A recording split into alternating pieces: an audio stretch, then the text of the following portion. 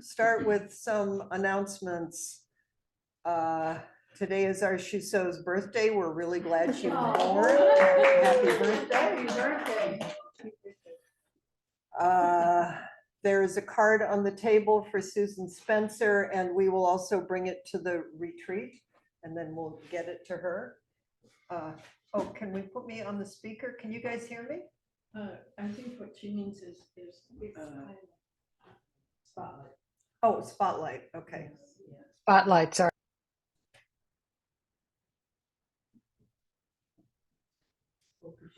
Co-host. I don't think she's co-host. I'm not who's not co-host? Oh, I didn't make Susan co-host. It's true. It's true. It's true. So At least she's not locked in the closet. Sorry. I have a very weird sense of humor. I'm glad you're okay. This is not about him. Okay. So this weekend, well, this week, today is the end of our study, the final chapter, except for this weekend. Our last Tuesday, Thursday focus on the Lotus Sutra, and the last Tuesday, Thursday of practice period. Today's Thursday. What a ride the Lotus Sutra is. Thinking Dharma rain, that's one of my most favorites. It's just the rain is just watering on everything, and each thing is accepting it exactly as it's able and needed to.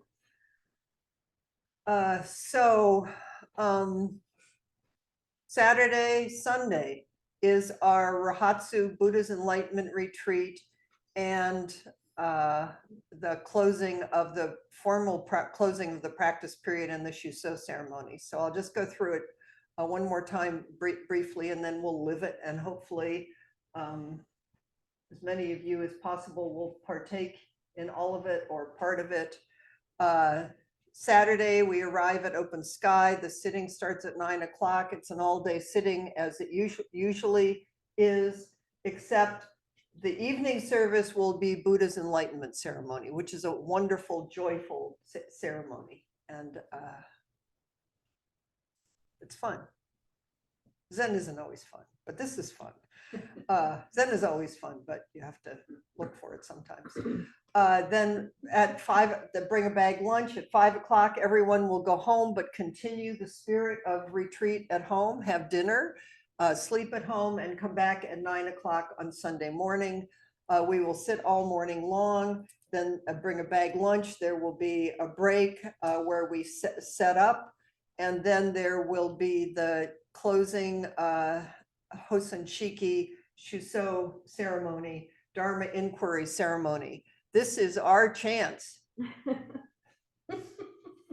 to put the Shuso completely on the spot, as if she hasn't been for the last 2 months. Now, to bring forward your deepest, most heartfelt question, not intellectual, not discursive.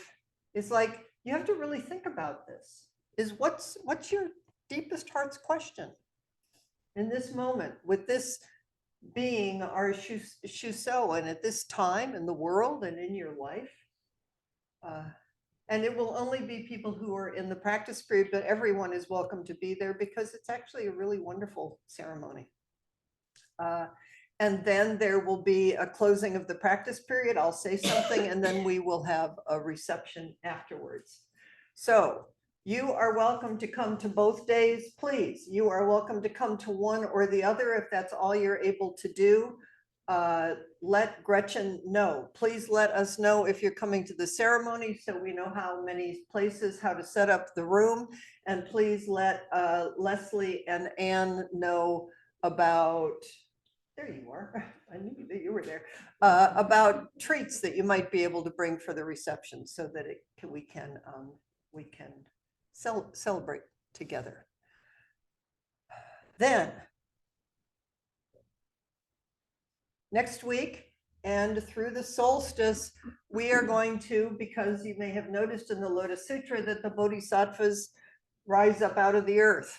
Shakyamuni says there's plenty of Buddha's Bodhisattvas help here. We're going to turn towards Joanna Macy, who, if anybody is a Bodhisattva in this lifetime, we're going to turn towards her teachings next week and on Tuesday of the following week. And then on the solstice, the 21st, we're going to meet at Ellen's house from 10 to 12.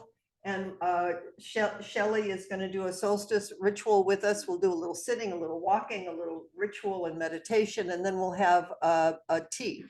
So it'll be a little end of the year solstice celebration, which will be nice. But we'll send all that out in the newsletter. And then in the new year, we're going to turn towards the Vimalakirti Sutra, which I've been wanting to do for some time, which will be fun and interesting too. Another weird Zen Buddhist sutra. Okay. Yeah.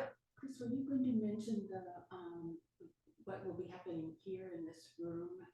Oh, good. We'll put that in the newsletter too. The reason we're not we're not going to meet here on the 21st, the solstice, is that they are doing a special labyrinth in this room that from 9 to 4, and everybody's invited to come and walk it. So let's make sure that's in. We'll put it in the newsletter. But they got a grant to do it. She said it's the assistant minister was here and said it's been happening on the East Coast, and this is the first time. I think she said it's come to the West Coast. The community church. Yeah. So we could do our thing at Ellen's, and then people could come here if you want, or come before. Okay. So, yeah, Marjorie, Excuse me, you have to unmute. I'm unmuted. Can you hear me? I still can't hear you. No, Never mind. oh, maybe it's one of those automatic shutdown things. Oh, Yeah, Don't worry. we'll get you at the end. We'll unmute. Okay. So, Excuse me, is on the solstice thing, are we doing food? yeah, but let's not get into that until after we're out of the practice period. If you're like me, you'll just get confused. Let's take it one thing at a time. But thank you for, Sure. yes. Okay, so we have been using as our core text, which I have never used as a core text when teaching the Lotus Sutra, Thich Nhat Hanh's Opening the Heart of the Cosmos, which I have really enjoyed. And I really enjoy the way that he talks about the historical, the ultimate, and there's an action dimension. It's like, okay, folks, this isn't just in your head. This isn't just like bodhisattvas floating around in the sky. Let's live it and be it now. And the great thing about really hard times in the world is, you know what? Okay, bodhisattvas, what's the appropriate response in each moment? But I thought that I would start with, so Constance did the first 3 paramitas on Tuesday. I would highly recommend that you listen to her talk. It was really wonderful. And I'm going to do the 4, 5, and 6, but review the whole thing. But what I wanted to start with is in the very beginning of Thich Nhat Hanh says, he has this little Gata poem. At night, I recite the Lotus Sutra. The sound moves the galaxies. The earth below wakes up. In her lap, suddenly flowers appear. I was talking to Rafe Martin yesterday, which is why he's wonderful. And he said that he looked, somehow he found the origin of the word Buddha means a budding being. Isn't that cool? In her lap, suddenly flowers appear. Buds, budding. Buddhas appear. At night, I recite the Lotus Sutra. A jeweled stupa appears resplendent. All over the sky, bodhisattvas are seen, and Buddha's hand is in mine. So I kind of did a little takeoff on that. In the darkness and confusion of greed, hate, and delusion, I take the backward step into the light. All beings are just this, Buddhas waking up together. the abundant treasure of who we truly are. Infinite skillful means reaching out, connecting, the one vehicle, all inclusive, warm hand to warm hand, walking together in timeless time, boundless. This is the path of the Bodhisattva, and always going beyond self, beyond limited fixed views. Right here in the mud, budding, blossoming with all beings. No beginning, no end, heart opening. The Lotus Sutra resounding everywhere, is everything, is alive. Joyful, continuous practice, sincere effort, compassion, and love for all beings. That's the end of it. There's no end to it. The Lotus Sutra resounding everywhere, is everything, alive.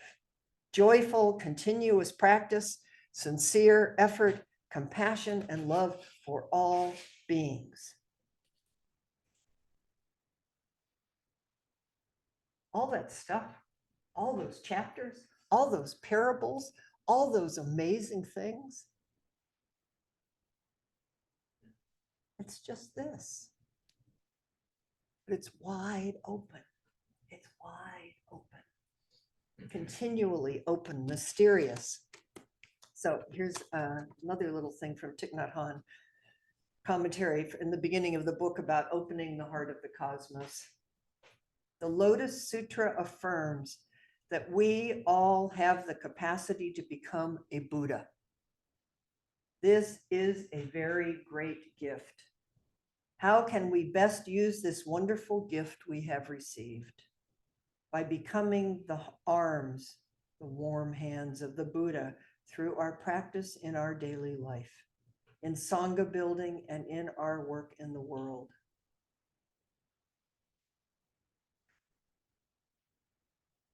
The dimension of action, the third realm that he brings forward, is here to complement and complete the teachings of the historical and ultimate dimension. The Lotus Sutra opens the gateway to enter the dimension of action of the Bodhisattvas. In our practice, we have the support of the many great Bodhisattvas introduced in this sutra, including Medicine Buddha, never disparaging, Earth Holder, Samantabhadra, Avalokiteshvara, and countless other Bodhisattvas who live in this world. Through our practice and our Sangha insight, we are able to become the hands and arms of Buddha and carry out the work of healing, transformation, and reconciliation in the world.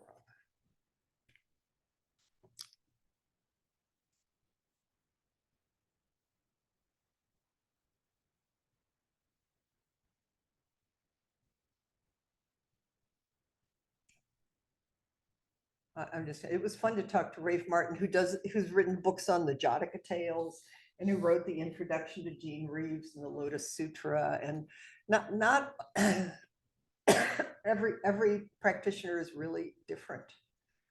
I happen to, and it's really fun to meet in Rafe somebody who courses in the realm of mythology and images and the wondrous and the inexplicable and just the joy of these Mahayana sutras and teachings. Other people,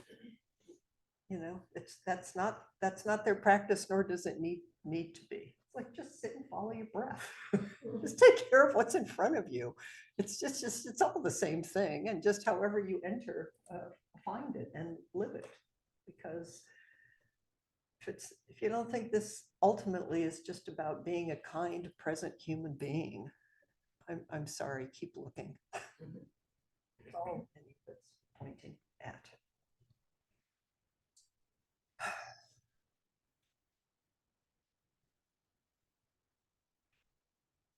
The natural inclinations of our human heart, who we truly are.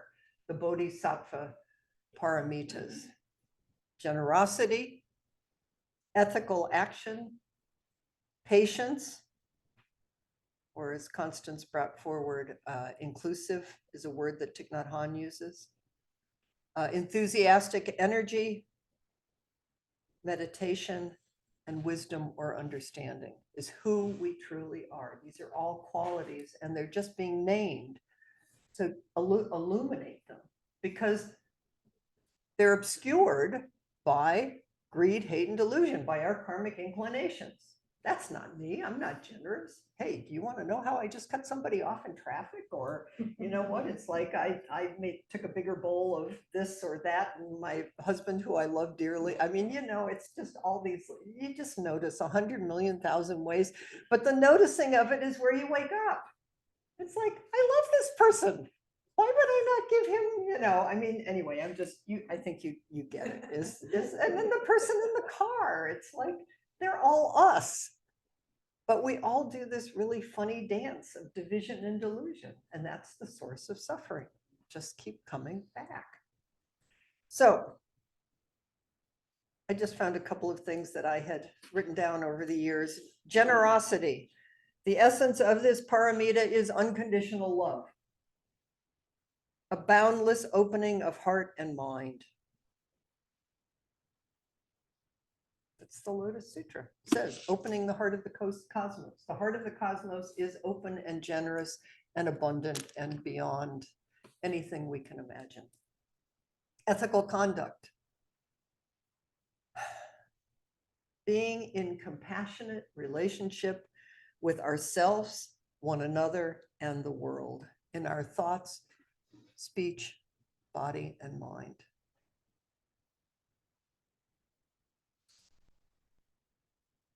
Responding intuitively with kindness to each situation without a fixed view or a judgment. I mean, this is an aspiration, right? And we learn by our mistakes. Life is one constant mistake. But the aspiration is, oh, may I please be a kind, present human being. And everything, the whole world is here to help us wake up. Even the stuff that you think you didn't like it wakes you up. Patience or inclusivity, or another word I think Rafe brought forward yesterday was continuity. The saying of just do one, well, Mel Weissman, just do one thing all the way through. I have no idea what that means, but there's a sense of continuity. It's like put one foot in front of the other and just keep following it. To cultivate the ability to be loving and compassionate in the face of criticism, misunderstanding, or aggression, a quality of being which comes from having our hearts open and our mind clear. We always make an effort to see goodness and beauty in others. And here, I don't know where I got this, but I like it. Unglamorous courage. Mm-hmm. It's like, oh, I'm going to be a bodhisattva. I'm going to go do. It's like just follow one thing through, which is really a vow. It's like just keep following your deepest heart's intention. Maybe not so glamorous, but it changes the whole world. I just don't have any doubt about that. Okay, so the fourth, these are all completely interconnected. It's like anything. You pick one thing up and it just, the whole world comes up. The fourth paramita is sometimes it's said it's energy, but I like the translations of joyous energy or enthusiastic perseverance. Isn't that great? Enthusiastic perseverance.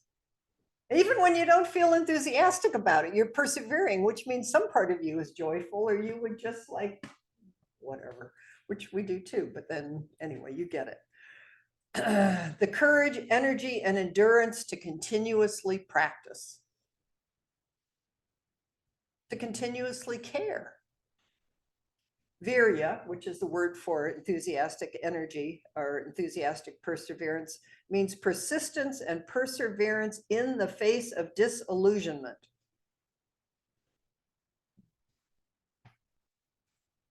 This is too bad. This is too hard.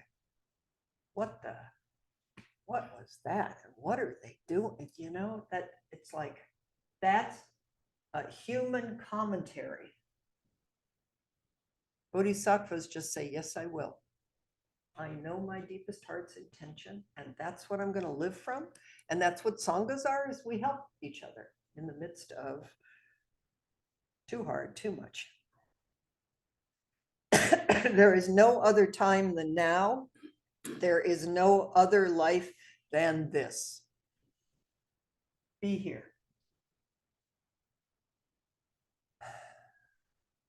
Develop self-reliance and confidence.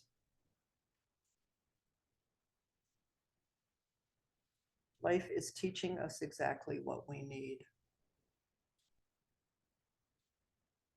It matters. Your life matters. Because the Lotus Sutra just teaches us, if one person is living the Lotus Sutra, if one person is practicing diligently, joyfully, with great all-inclusive mind and heart, the whole world shows up because it's already there. I mean, we are already it, but it illumines. Our intention here, I really believe in some way, doesn't alleviate the suffering of what's happening in Israel and Gaza. But in some way, somebody caring makes a difference. Okay, so 5 and 6. This commentary came from, I've written so many different commentaries and notes over the years. I can't remember where anything begins or ends. So, and I believe, anyway, it all feels wise to me. So that the last two, the fifth is meditation, and the sixth is understanding or wisdom, really take a leap from the first four, because the first four are really everyday things, common virtues that everybody can practice and hopefully understand and do. And boy, it's really raining out there. Meditation is a particular activity.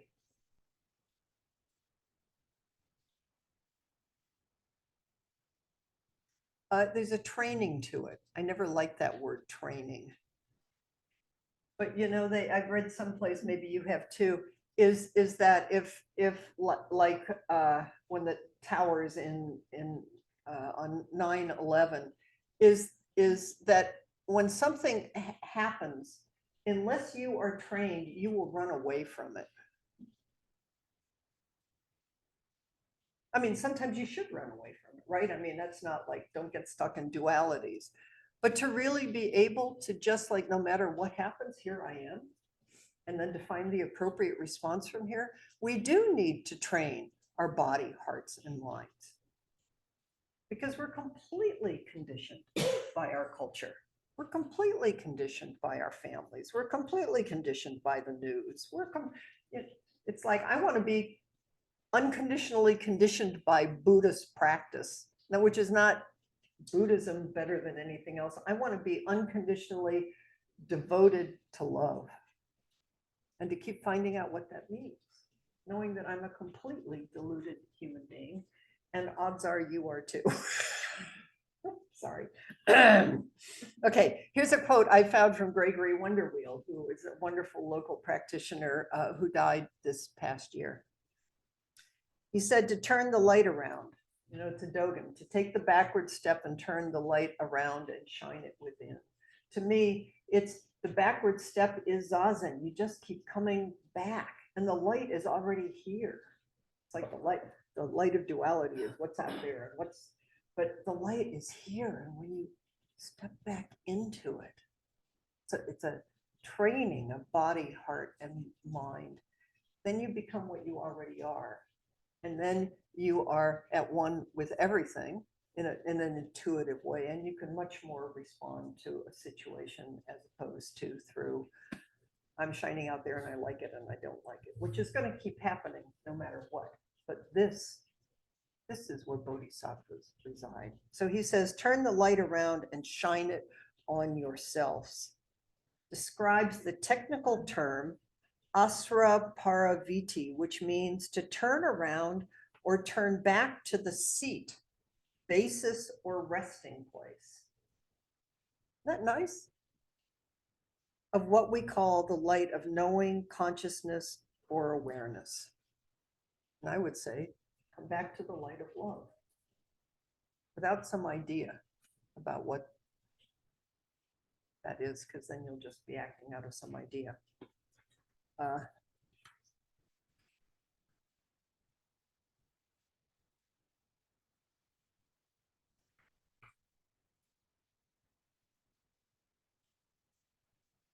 So dhyana, where Zen gets its name. In Chinese, it's Chan. In Japanese, it's Zen. Is the practice of settling and focusing the mind. The mind being everything. It's not just the mind. It's like settling and focusing the body, heart, mind right here on everything, with everything. Everything included. Just sitting alive in the present moment.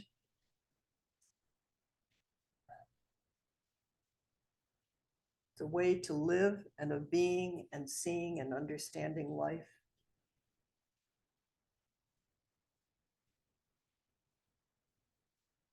Sitting without goal or purpose. You think you got some goal. I mean, goals are fine, but just know it. But usually goals and purpose, you kind of get a grinding feeling to it. I should do, I'm going to do this, I should do this, especially when you get in a longer retreat. It's like, I do my jaw.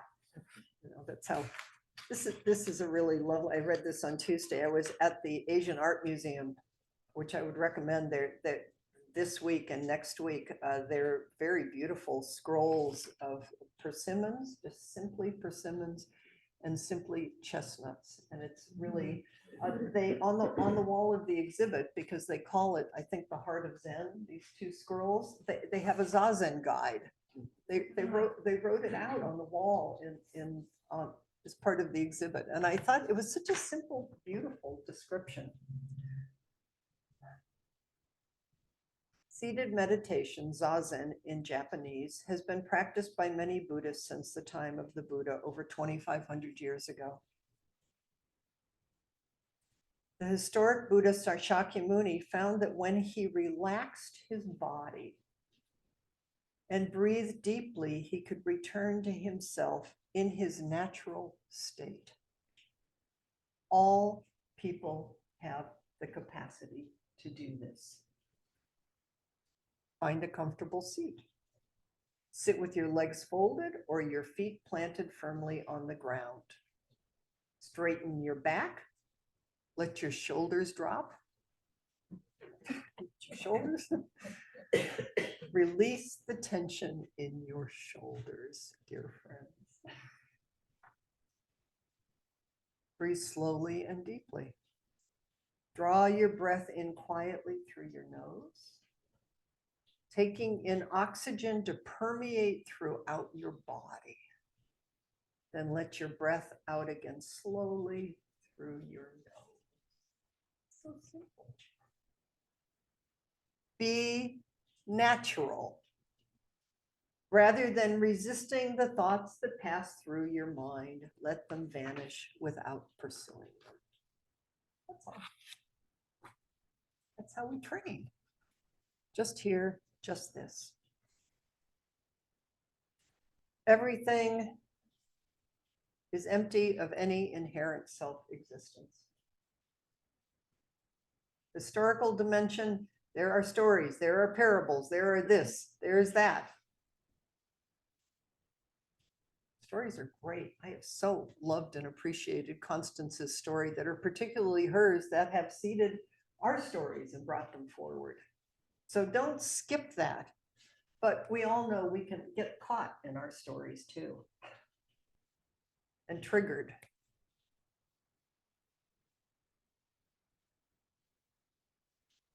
We are making up stories all the time. Just be aware of it. And then take a breath, come back and open. And what is it? And who am I really? And what's really happening here?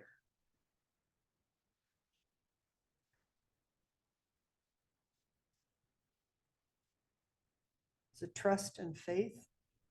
It's a trust and faith practice. It's a devotion practice. Lotus Sutra is full of devotion. I'm in case you haven't realized it, a really devotional practitioner. I practice through, not everybody does. I mean, you don't have to do it that way. It just, I kind of can't help myself. So you're stuck with me, but you find your own way.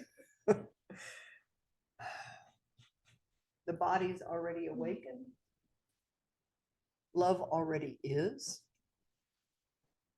And our job is to just keep saying, yes, I will. Just this and more body and mind does drop away. And we can course with everything and everyone in a completely different way.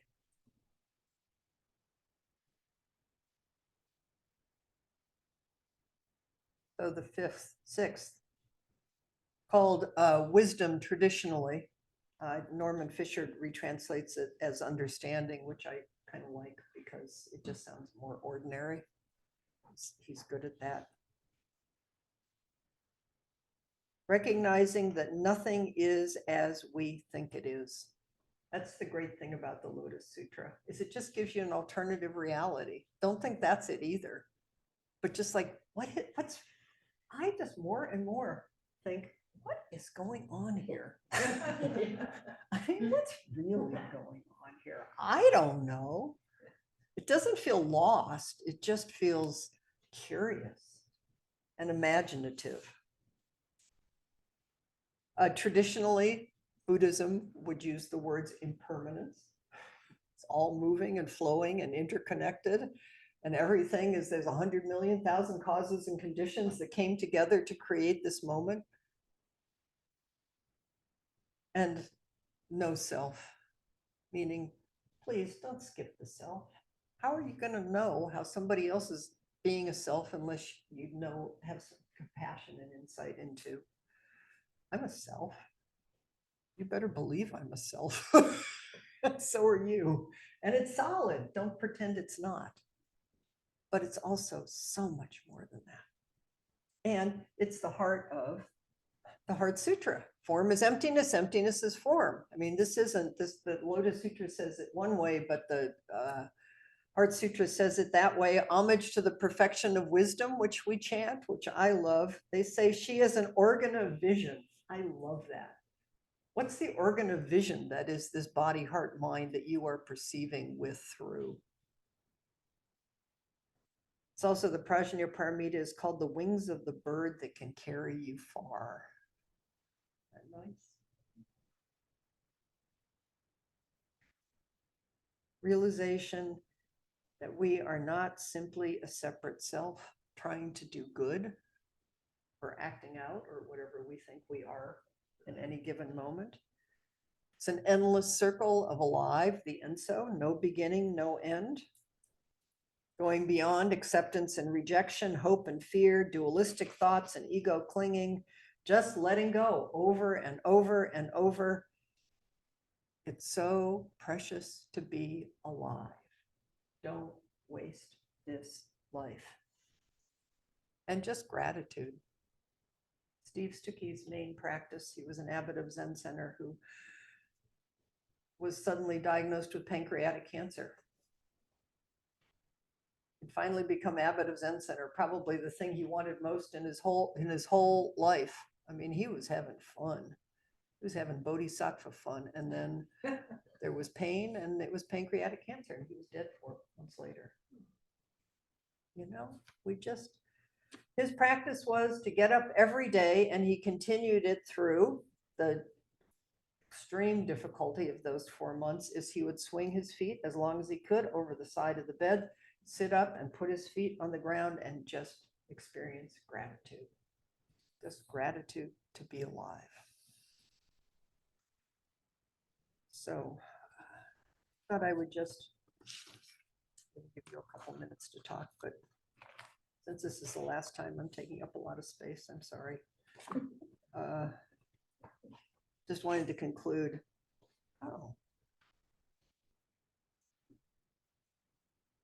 Oh, I hadn't seen this one, but I just opened to it. Thank you, Buddha. I thought I was going to read you what I thought was the last page, but you know what? There's another last page. So it's sort of like the Lotus Sutra is just when you think it couldn't get more extravagant, it gives you page 198 when I thought there was only 197 pages. So I'll read you this, okay? Conclusion. The Lotus Sutra is not a scholarly work for specialists, but a practical guide for living our lives here and now. The heart of the Lotus Sutra teaching, the Bodhisattva way of the great vehicle is this. You ready, Bodhisattvas? We are all Bodhisattvas. We can use the sutra and the insight it gives us into the 6 paramitas in our life every day. When we study the sutra, we do not study it just for ourselves, but for the benefit of all people. When we cook a meal, wash a saucepan, sweep the Dharma hall, or go to work, we are not just doing these things for our own benefit. Taking even one step in a mindful way can help create the energy of mindfulness that will benefit all beings of the earth. We practice not only to transform ourselves, but to help others transform as well, because we know that we inter-are with all life. Following the practice of the great bodhisattvas, we cultivate a heart of love and compassion, concentration and insight, and in this way, all our actions of body, speech, and mind will be beneficial for all living beings. That's what the last 2 months has led to.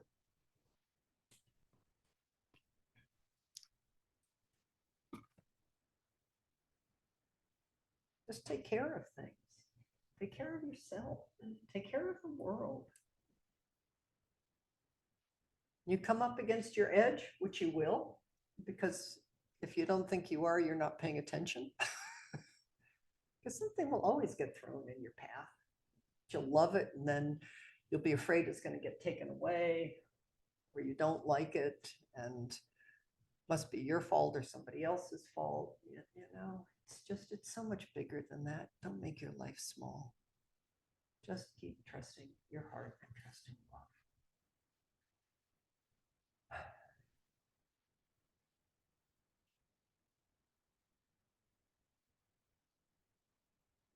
Maybe we have let me just see here. We have just a little bit of time. How about if we just open this up? The question I wrote down, which you can call on people wherever it is what and how has the Lotus Sutra opened you or helped you to see more clearly? How has it changed, perhaps, how you be in the world? Doesn't have to be, you don't have to be fully awakened human beings, even though you are. Yeah, Juliet, go ahead.